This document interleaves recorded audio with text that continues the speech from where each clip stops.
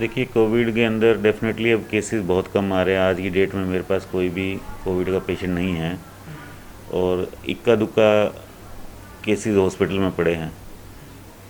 लेकिन हमें क्या है कि इसके अंदर लाइटली नहीं लेना, क्योंकि ये वेव होती है। तो वेव क्या है कि एक आती है तो एकदम बहुत सारे केसेस एकदम साथ आते हैं, और जब ये वेव चली जाती है तो अचानक चली जाती है। इंडिया के अंदर जो सबसे बड़ी दिक्कत यही रही, अगर हम वर्ल्ड का डाटा देखते हैं, कि जो वैक्सीनेशन है वो नहीं हो पाया। हमारे लोग क्या है कि पहले वैक्सीन का इंतज़ार करते रहे, बाद के अंदर ये इंतज़ार करते रहे कि कौन सी लगवाएं, कोवैक्सीन लगाएं या कोविशील्ड लगाएं। और अब एक नई स्पुतनिक वैक्सीन आ गई है, तो जो दोनों अवेलेबल है, तो अब कुछ लोग स्पुतनिक का इंतज़ार कर रहे हैं। मेरे ख्याल से वैक्सीन सभी सेफ़ हैं, सभी अच्छी हैं, क्योंकि गवर्नमेंट कोई भी अनसेफ वैक्सीन को अलाउ नहीं करेगी।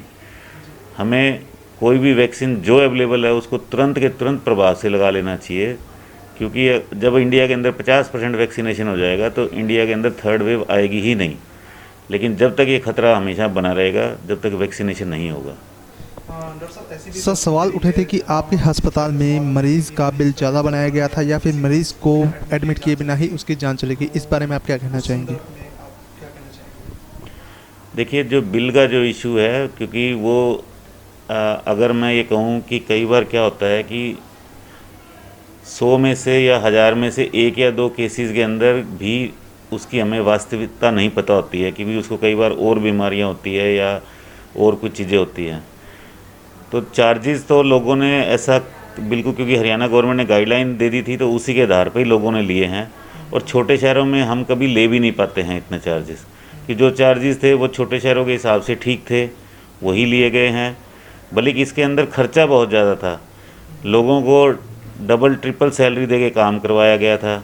जो मास्क 25 पैसे का था उसको 5 रुपये में लिया गया था। जो दवाइयाँ आप मानिए कि 1 रुपये की थी तो उनको 2-2 रुपये में लिया गया था। स्टाफ है, सबको डबल डबल ट्रिपल सैलरी दे के काम करवाया गया था। और उससे भी बड़ी बात थी कि लोगों ने अपनी जान पे खेल के हिम्मत दिखाई। मैं कहता हूँ कि इसके सामने ये कीमत कुछ भी नहीं है।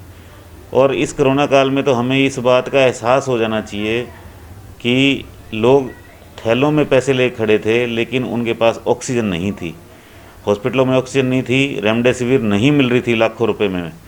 तो हम ये भली भांति अब समझ सकते हैं कि हर आदमी एक बात तो ज़रूर जान गया होगा कि पैसा सब कुछ नहीं होता है। और लोगों ने भी जो काम किया है, स्टाफ ने भी जो काम किया है, वो पैसे के लिए नहीं किया, उसके अंदर एक सेवा भाव था, एक वार लड़ने की हिम्मत थी कि हमें भी वार लड़ना है, एक वार लाइक सिचुएशन है। और लोगों ने अपना हिम्मत दिखाई, करेज दिखाया। मैं ये उम्मीद करता हूँ कि जनता को इस बात को अप्रिशिएट करना चाहिए और इस बात को समझना चाहिए कि ये सब नहीं होता।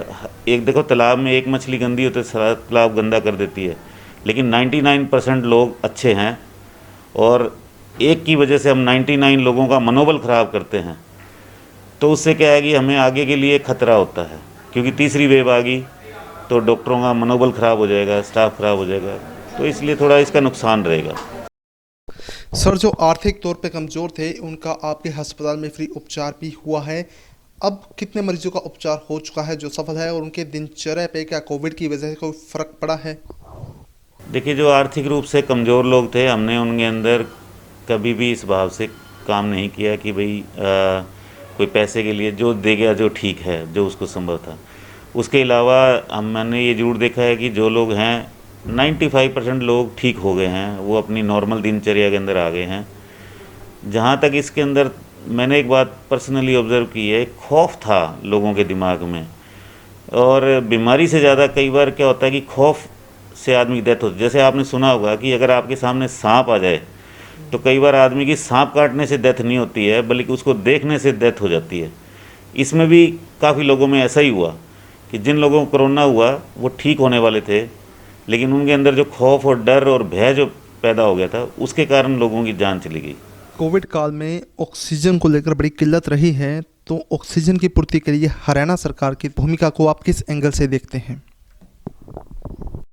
देखिए, ये एक समझने वाली बात है कि ऑक्सीजन की कमी चाहे कोई भी कंट्री हो उसमें रहेगी रहेगी। मैं आपको एक सिंपल उदाहरण से समझाता हूँ कि आपने खाना 500 लोगों का बनाया है और बराती 2000 आ गए हैं।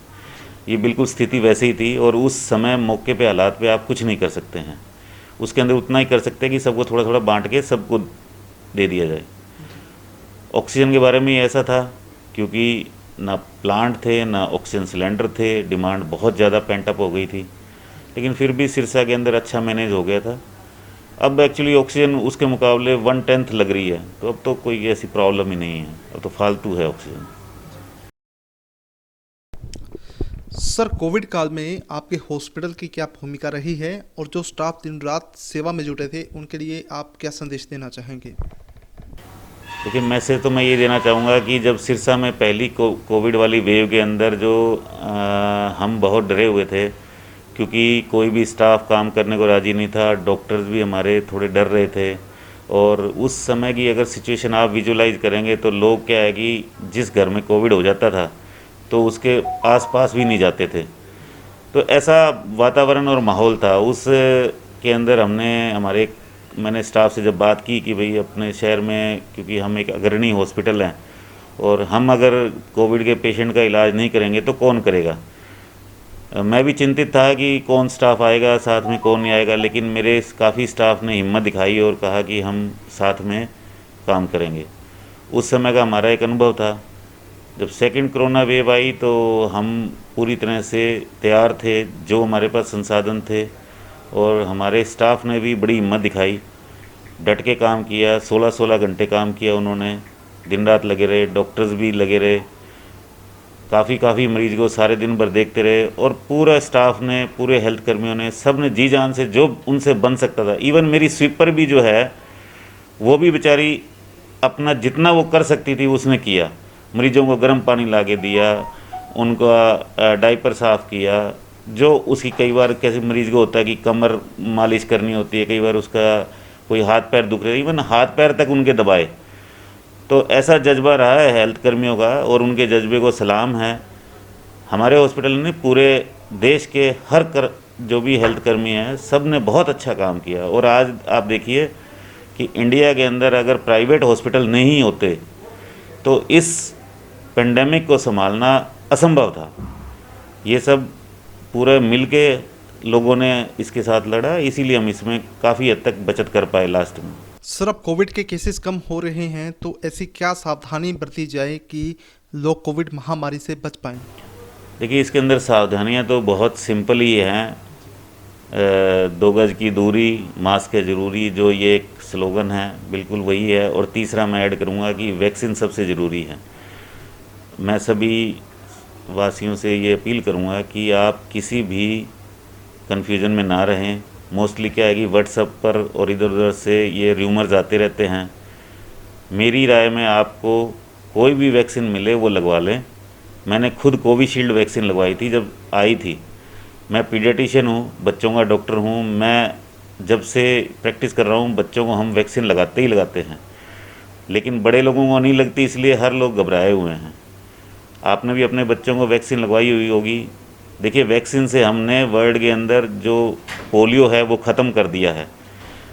आप जो पुराने लोग हैं, 70 के दशक के लोग हैं, वो जानते होंगे कि उस समय चेचक एक बीमारी होती थी जिसके अंदर मुंह के अंदर अपने फेस पे निशान पड़ जाते थे। वो हमने पूरी इरेडिकेट कर दी है। तो वैक्सीन की बदौलत ही हम बीमारी को ख़त्म कर सकते हैं, यही एक सॉल्यूशन है। तो आप जितनी जल्दी हो सके वैक्सीन करवाएं।